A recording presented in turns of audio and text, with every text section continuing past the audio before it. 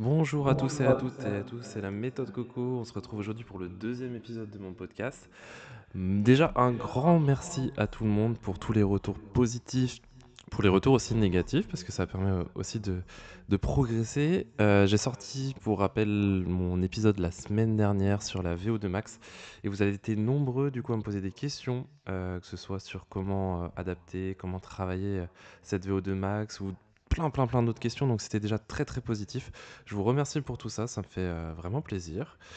N'hésitez pas à me rejoindre sur mes réseaux, vous connaissez. Je vais poster ça sur Spotify, sur YouTube, un petit peu aussi du coup sur mes différents réseaux, que ce soit Instagram ou TikTok, donc n'hésite pas à me rejoindre. Je fais déjà un appel, mais c'est important pour moi parce que n'hésitez pas vraiment, ça fait 4 fois que je te dis, n'hésitez pas à me faire des retours parce que c'est ça qui va me faire progresser, c'est ça qui va nous permettre de parler de plein de choses et d'aborder plein de sujets. Donc voilà, déjà un grand merci. En ce moment, je fais un concours sur Instagram, important, pour gagner 2 dossards pour le Adidas 10K Paris. C'est jusqu'à mercredi prochain, donc va jeter un petit œil. Ça coûte rien. Il y a beaucoup de participation, mais on sait jamais. Si tu as envie de faire cette belle course mythique, n'hésite pas à me rejoindre. Et puis voilà, on va commencer aujourd'hui par parler d'un sujet assez important. C'est le deuxième, comme je vous disais. On va parler de la fréquence cardiaque. Et la fréquence cardiaque, on a beaucoup de choses à dire, hein, parce que c'est quand même un outil que chaque coureur a dans sa boîte à outils, qu'on soit débutant ou marathonien, et c'est très souvent ignoré et parfois très souvent mal interprété. C'est pourtant un miroir très important de l'état de forme et de la réponse de notre cœur à l'effort. Que vous soyez professionnel de santé, du sport ou patient en reprise d'activité, la fréquence cardiaque, ça va vraiment être primordial pour tout comprendre. Donc aujourd'hui, on va essayer de tout débriefer ça.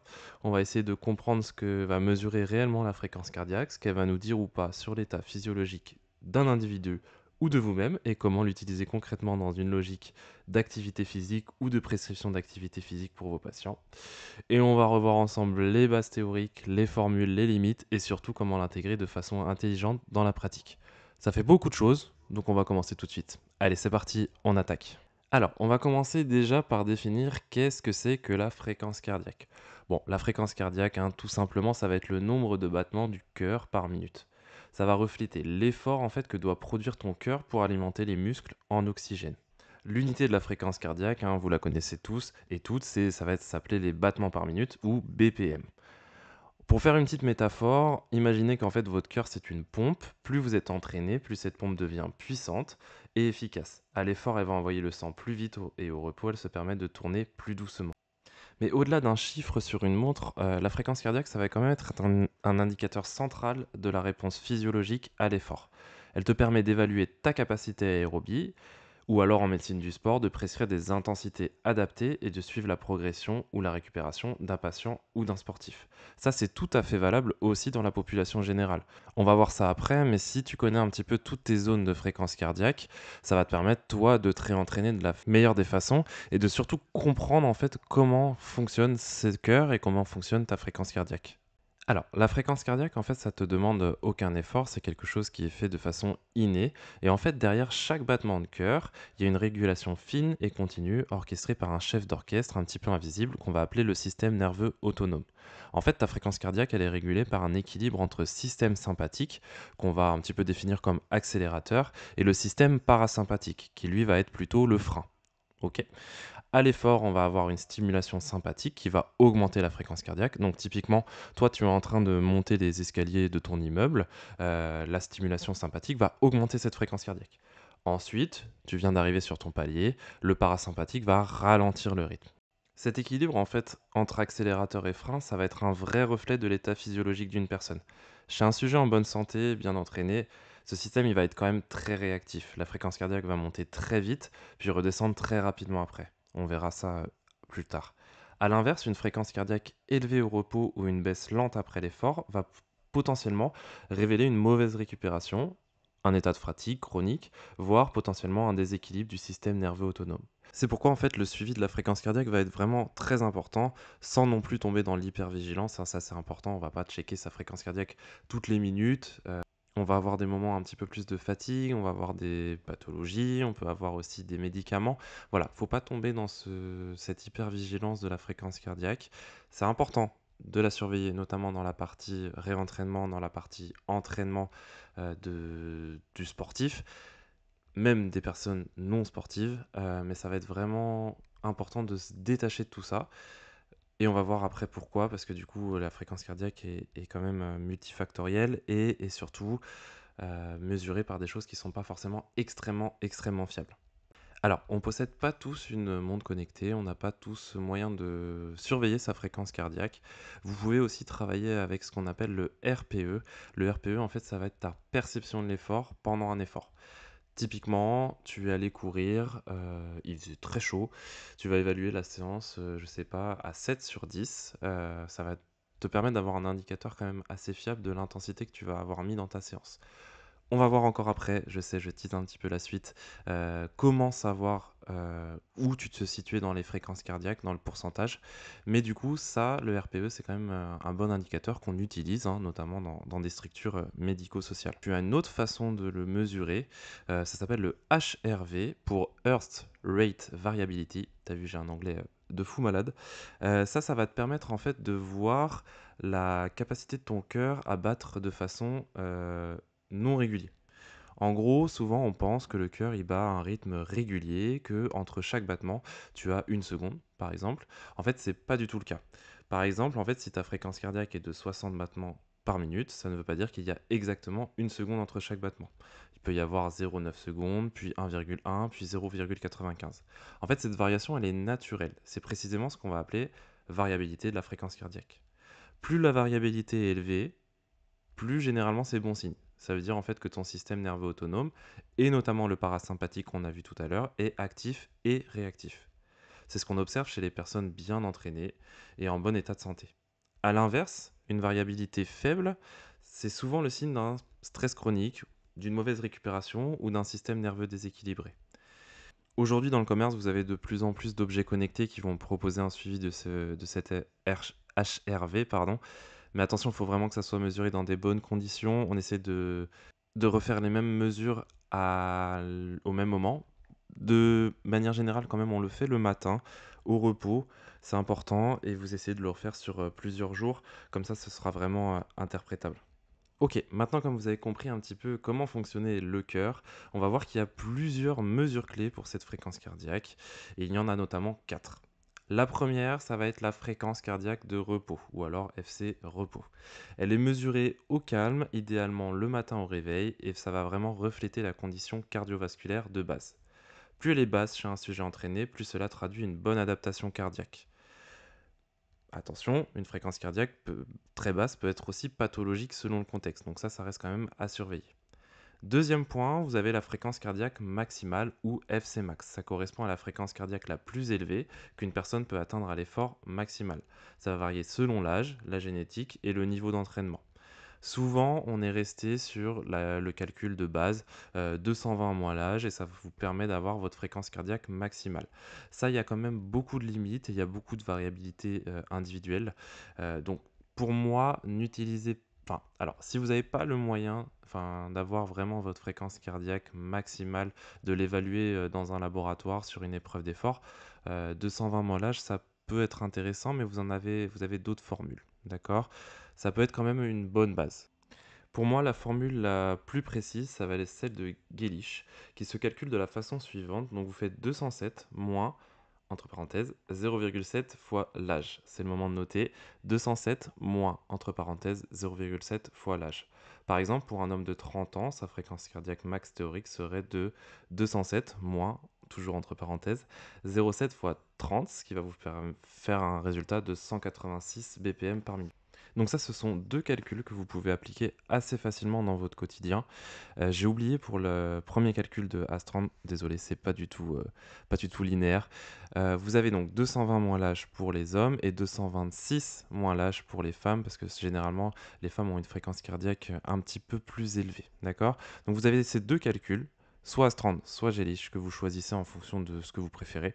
Moi, je vous conseille Jelish qui est bien plus fiable, mais après, c'est à vous de voir ce que vous préférez mettre en place. Attention, ce n'est pas aussi fiable qu'une épreuve d'effort en laboratoire, ce n'est pas aussi fiable qu'avec des capteurs, avec des électrodes, et cetera. Moi, je vous conseille vraiment, si vous avez l'occasion, de faire une épreuve d'effort ou alors de faire des tests VMA, qu'on a vu dans le podcast précédent. Pour ceux qui n'ont pas écouté, je vous laisse retourner, de l'autre côté. Vous faites votre test et vous mesurez, en fait, votre fréquence cardiaque, maximale pendant l'effort. OK? Évidemment, évidemment, évidemment. En plus, je travaille, dans un service de médecine du sport. Je vous conseille de faire une épreuve d'effort, notamment pour les personnes, à risque ou notamment, à partir de 50 ans, c'est important, de faire des points avec votre cardiologue, parce que c'est vraiment, vraiment important. Malheureusement, hein, on n'est pas à l'abri d'avoir, des pathologies, cardio-respiratoires. Donc n'hésitez pas à faire des checks, c'est vraiment très important. Alors, troisième point, on va parler de la fréquence cardiaque de réserve. La fréquence cardiaque de réserve, en fait, elle se définit comme la fréquence cardiaque max moins la fréquence cardiaque de repos. Souvent, elle est utilisée dans la formule, notamment de Carbonen, pour calculer les intensités d'entraînement personnalisées qu'on va voir juste après. Ça, c'est vraiment important de connaître du coup ta fréquence cardiaque max et ta fréquence cardiaque de repos, parce que ça va définir tes zones d'entraînement. Quatrième point, la fréquence cardiaque de récupération. La fréquence cardiaque de récupération, souvent on l'évalue en fait 1 minute après l'effort. Ça va être vraiment un bon indicateur de ta condition physique. Plus elle va descendre, mieux c'est. D'accord? Souvent, par exemple, on va prendre la fréquence cardiaque de repos avant l'effort sur une personne qui est assise, une personne qui est allongée. On lui fait faire son effort.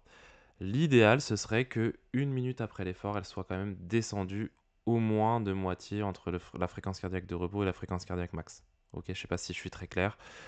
Ce qu'il faut retenir pour cette partie, c'est que plus ta fréquence cardiaque descend vite après l'effort, plus tu es en bonne condition physique. Ok, donc c'est vraiment, vraiment très important de regarder tout ça. Pourquoi suivre cette fréquence cardiaque en running? Parfois, on n'a pas envie, on est parti courir et on n'a pas envie en fait de checker cette fréquence cardiaque. Moi, je vais vous expliquer, je vais être le mec un petit peu chiant, je vais vous expliquer pourquoi c'est important de checker sa fréquence cardiaque en running. Tes objectifs, en fait, ça va vraiment d'adapter l'intensité de ton entraînement. Par exemple, on n'a pas la même motivation d'un jour à l'autre, on n'a pas la même fatigue d'un jour à l'autre. Donc ça va vraiment te permettre d'adapter au maximum tes séances. Ça va aussi éviter le surentraînement, hein. Si ta fréquence cardiaque au repos est 10 BPM plus haute que d'habitude, ça va vraiment être un signal de fatigue ou de stress. Donc faites attention, pensez à regarder un petit peu votre fréquence cardiaque avant l'effort. Ça va aussi te permettre de suivre tes progrès. Une fréquence cardiaque plus basse à allure constante égale efficacité améliorée, hein. Par exemple, si tu as commencé la course à pied il y a un mois, tu étais à 6 du kilomètre, ce qui est très bien, hein, et que tu étais à une fréquence cardiaque, je dis n'importe quoi, de 160, et que du coup, un mois après, tu es à 145, c'est que potentiellement, ton entraînement a fonctionné. Et c'est que tu es plus efficace pendant tes entraînements et que ta pompe, ton cœur, est plus efficace. Alors, je vais te donner les zones les plus utilisées dans la pratique. Je vais te les donner un petit peu en pourcentage de la réserve cardiaque, donc à calculer avec la formule de Carbonen. Donc, je te rappelle, fréquence cardiaque max moins fréquence cardiaque de repos. Donc, tu connais ta fréquence cardiaque max que tu as évaluée dans une épreuve d'effort ou que tu as fait les calculs que je t'ai donnés précédemment. Et tu vas déduire du coup la fréquence cardiaque de repos que tu as mesurée en position allongée ou assise le matin. Tu peux tout à fait, si tu es vraiment, vraiment pointilleux, prendre ta fréquence cardiaque de repos avant l'effort, ce qui te permettra vraiment, vraiment d'adapter ta séance. Par exemple, tu es un petit peu plus fatigué ou alors tu as la fréquence cardiaque qui est un petit peu plus haute. Tu vas ajuster un petit peu tes pourcentages, mais ça va pas jouer beaucoup. Faut pas vraiment que tu regardes à ce point-là. Moi, je vraiment reste sur cette partie de fréquence cardiaque max moins fréquence cardiaque de repos qui va te donner ta fréquence cardiaque de réserve et après tu adaptes les différents pourcentages. C'est là où ça va se corser un petit peu, pour les zones de pourcentage de fréquence cardiaque de réserve, c'est là où ça va se corser un petit peu, donc hésite pas à bien t'accrocher. Tu peux noter aussi si ça t'arrange, parce que c'est pas forcément évident de comprendre, surtout, sans vidéo. Alors, d'abord donc tu calcules ta fréquence cardiaque de réserve selon la méthode que je t'ai dit, hein, de Carbonen, fréquence cardiaque, max moins fréquence cardiaque de repos. OK? En fait, ensuite, tu vas appliquer cela pour chaque pourcentage d'effort que tu veux obtenir. Ok, par exemple, tu veux un pourcentage d'effort à 65%. Donc, tu vas faire 65% d'effort. Ça va être égal à donc, le 65%.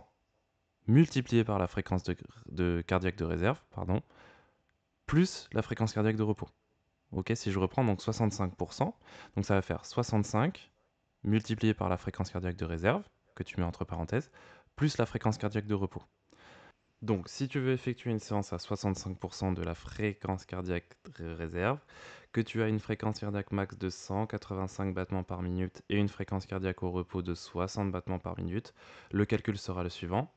65% égale 65% multiplié par, entre parenthèses, 185 moins 60, tu fermes les parenthèses, plus 60.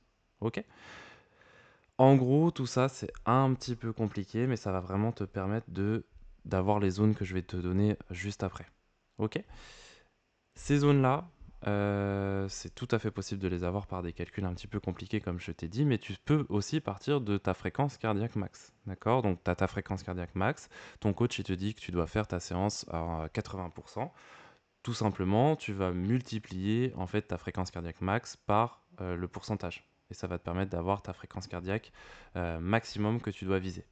On va repartir sur les pourcentages de la réserve cardiaque. En gros, vous en avez 5. Ok, donc on va commencer du plus petit au plus haut. Première, donc la zone 1, ou qu'on appelle récupération active ou échauffement, ça représente 50 à 60% de ta réserve cardiaque. Ça va être une zone très facile, assez confortable. On est au-dessus de la fréquence cardiaque de repos, mais largement sous le seuil ventilatoire. On va l'utiliser pour s'échauffer, pour récupérer entre des efforts plus intenses, ou encore pour des patients très déconditionnés. Ça va être vraiment parfait pour les premières séances de reprise ou les jours de récupération active. Ça va te permettre d'améliorer la circulation, d'améliorer ta récupération. Un moyen de savoir si tu es vraiment dans cette zone 1, c'est que par exemple tu es parti courir avec une copine, un copain, et c'est assez facile de discuter avec lui, c'est même très facile. Deuxième zone, vous avez la zone d'endurance fondamentale ou alors aérobie à basse intensité. Ça représente entre 60 à 70% de ta réserve cardiaque. Ça va être la zone de travail aérobie de base. Ça va stimuler les adaptations cardiovasculaires, l'oxygénation musculaire et l'endurance de fond. En gros, dans cette zone, tu peux y rester très longtemps avec une respiration qui est quand même encore maîtrisée. C'est très utile pour tout ce qui est réentraînement à l'effort, en sport santé ou en préparation d'endurance. D'accord? C'est vraiment une zone primordiale. On va faire des podcasts très spécifiques sur les allures et sur comment justement développer toute cette partie. On l'appelle souvent endurance fondamentale ou EF et ça va te permettre de brûler des graisses et ça va être vraiment ta base de l'endurance. Ok? Pareil, si tu es parti sortir avec un groupe d'amis, l'idée c'est que quand même c'est assez facile et ton souffle est long. Ok? On verra que tu peux aussi brûler des graisses avec des intensités bien plus hautes, mais ça sera l'objet d'un autre podcast qu'on nommera l'Afterburn Effect, ou du coup endurance fondamentale. On parlera de tout ça plus tard, mais on verra qu'on peut aussi brûler des graisses avec une intensité bien plus élevée. La troisième zone, ça va être l'aérobie modérée à seuil. Donc là, tu es à 70 à 80% de ta réserve cardiaque. Ici, on va quand même se rapprocher du premier seuil ventilatoire, pardon. C'est une zone quand même plus exigeante, mais encore principalement aérobie. Elle va te permettre d'améliorer ta capacité à soutenir un effort prolongé à intensité modérée. Ça va vraiment être parfait pour développer l'efficacité métabolique ou préparer des épreuves de type course longue. Pareil, si tu sors avec tes copines, avec tes copains, l'idée c'est quand même tu parles, mais avec des phrases qui sont de plus en plus courtes. Quatrième zone, la zone anaérobie lactique ou travail au seuil. Là, on est à 80 à 90% de ta réserve cardiaque. Là, on va vraiment travailler autour du seuil. Donc, dans une zone où le corps commence à accumuler des lactates. C'est intense, c'est difficile à maintenir, mais excellent pour améliorer ton seuil de tolérance à l'effort.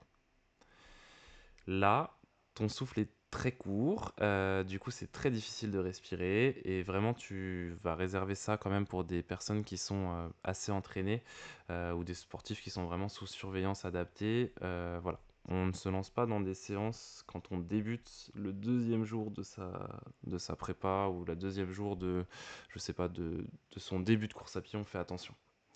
Ça, c'est très intéressant pour travailler tout ce qui va être seuil lactique et vraiment améliorer ta tolérance à cet acide lactique. Et la dernière zone, la haute intensité ou puissance maximale, donc c'est 90 à 100% de ta réserve cardiaque. C'est un effort maximum qui va solliciter le système anaérobie à l'actif et qui est peu soutenable dans la durée, mais vraiment utile pour travailler tout ce qui va être puissance, capacité maximale ou encore certains objectifs très ciblés. Il faut vraiment l'utiliser avec beaucoup de précautions, hein, notamment chez des personnes qui reprennent, chez des personnes qui n'ont pas l'habitude de courir. Tout pareil, on fait vraiment attention. Ça va être très intéressant pour travailler donc l'anaérobie, la puissance et l'explosivité. Pareil, si vraiment, vraiment, vraiment tu es capable de parler, c'est que tu n'es pas du tout dans cette zone, hein. Normalement, c'est impossible de parler quand tu es dans l'effort maximal. Voilà pour cette répartition en zones, hein. Ce découpage, en fait, ça va vraiment être un repère structurant pour toi, pour la prescription d'exercices aussi pour tes patients, mais vraiment, il faut que ça soit adapté au profil de la personne, à ses capacités, à son état de santé actuel et surtout à ses objectifs, d'accord? C'est important de travailler dans toutes les zones, c'est important de travailler en EF, c'est important de travailler en haute intensité. C'est vraiment primordial d'avoir cette palette de travail.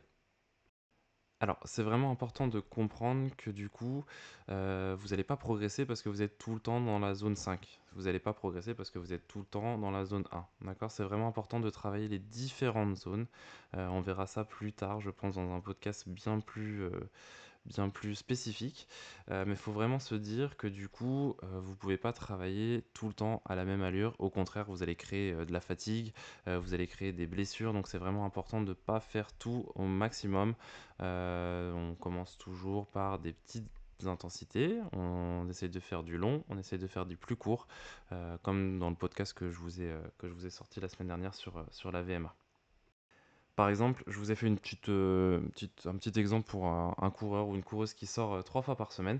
Vous pouvez par exemple le lundi faire un footing de 45 minutes dans la zone 2, hein, tranquillou avec vos amis. Mercredi, on fait 4 fois 5 minutes en zone 4 avec de la récup en zone 2.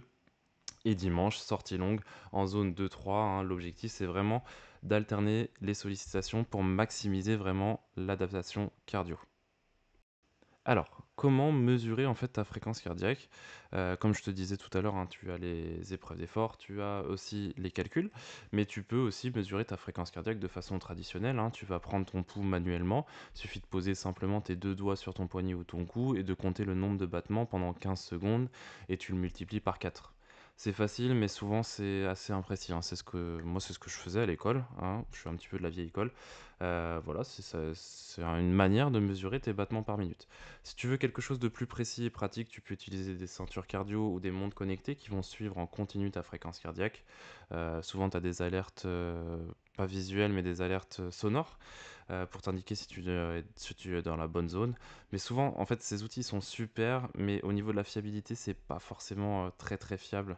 Par exemple, ils sont pas totalement 100% précis comparé à des outils professionnels, que ce soit dans les hôpitaux ou par les chercheurs. Donc il y a quand même une petite marge d'erreur, donc fais attention à ne pas te fier que à ça.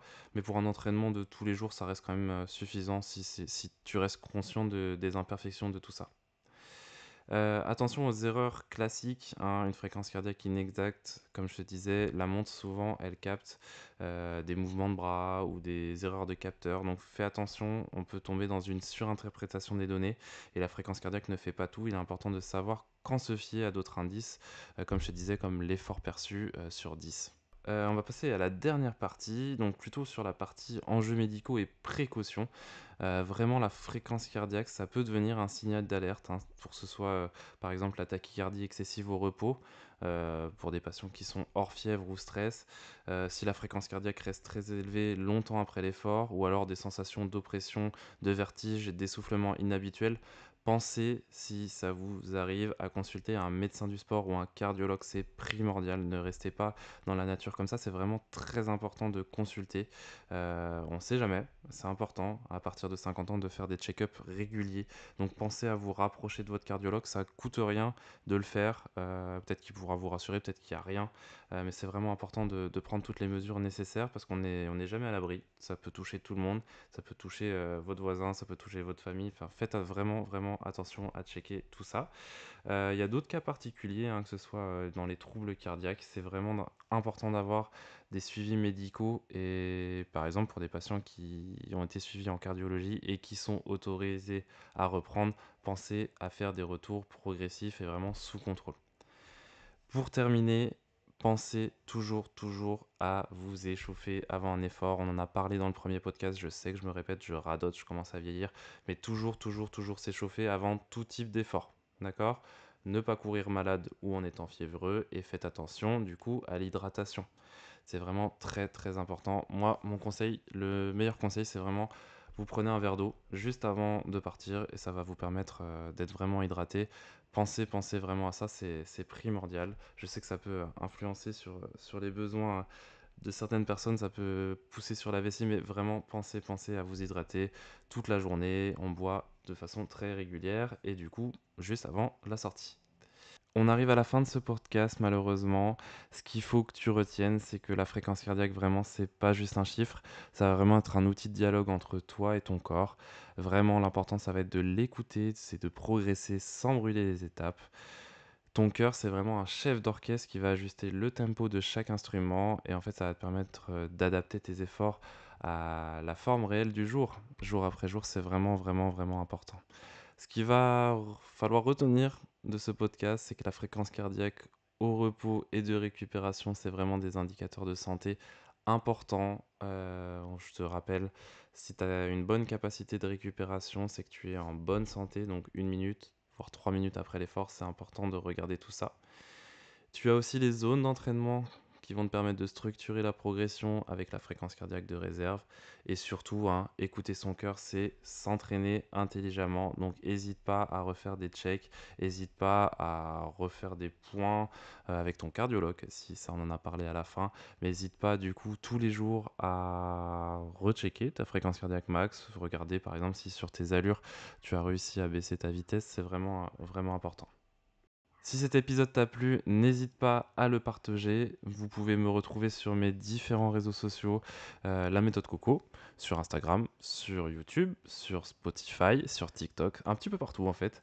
Voilà, m'a fait plaisir que tu sois resté jusque-là. Ça m'a fait aussi plaisir que tu m'écoutes, hein. C'est vraiment, ça me fait toujours plaisir, comme je te disais, ça me tient à cœur. Aujourd'hui, on a parlé de la fréquence cardiaque, on va parler de tout plein de choses de réentraînement. Donc n'hésite pas à t'abonner, n'hésite pas à mettre la cloche. La semaine prochaine, on va parler de plein d'autres choses. Donc voilà, je te souhaite une bonne fin de journée. Merci de m'avoir encore écouté. Encore une fois, merci. Et puis à très bientôt. C'était la méthode Coco. À la prochaine.